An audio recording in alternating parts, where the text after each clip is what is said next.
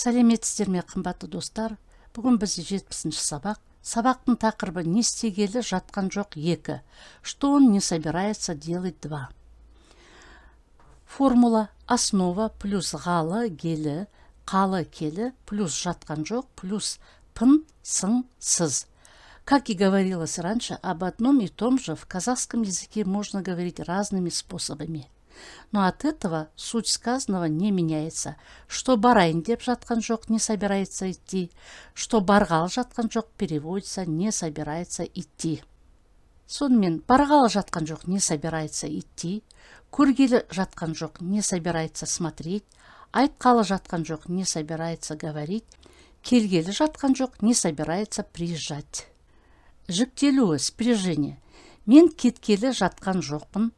Я не собираюсь уходить или уезжать. Сен кеткелі жатқан жоқсың. Ты не собираешься уходить. Сіз кеткелі жатқан жоқсыз. Вы не собираетесь уходить. Ол кеткелі жатқан жоқ. Он не собирается уходить. Көпше түрінің жүктелуі. Спряжение множественного числа. Біз тоқтағалы жатқан жоқпыз. Мы не собираемся останавливаться. Сендер тоқтағалы жатқан жоқсыңдар. Вы не собираетесь останавливаться. Сіздер тоқтағалы жатқан жоқсыздар. Вы не собираетесь останавливаться. Олар тоқтағалы жатқан жоқ. Они не собираются останавливаться. Сонымен мысалдар, примеры. Біз қонаққа барғалы жатқан жоқпыз. Мы не собираемся в гости. Олар кино қарағалы жатқан жоқ. Они не собираются смотреть кино.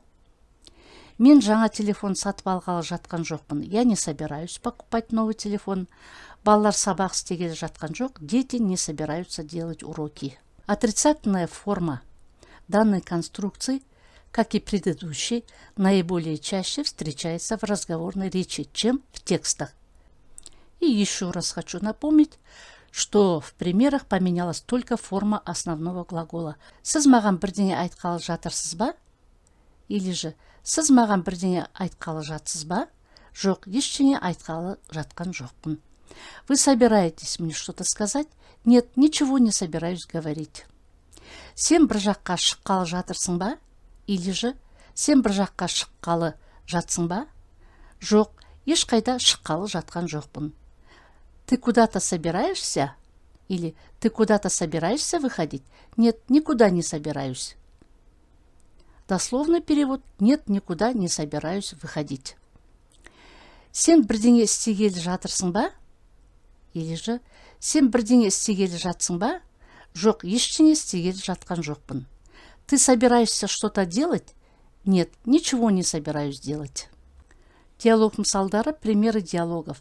В данных примерах вспомогательный глагол и в вопросительной форме, и в ответной реплике стоят в отрицательной форме. Сіз маған бірдеңе айтқалы жатқан жоқсыз ба? Жоқ, ештеңе айтқалы жатқан жоқпын. Вы не собираетесь что-то сказать мне? Нет, ничего не собираюсь говорить. Сен бір жаққа шыққалы жатқан жоқсың ба?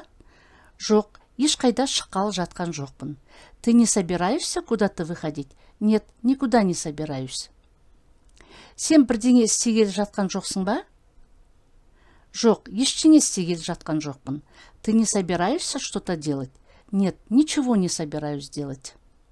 Дорогие друзья, если вам понравился урок, ставьте лайк, подпишитесь, оставляйте комментарии. С удовольствием рассмотрю и ваши пожелания. Заранее благодарю вас.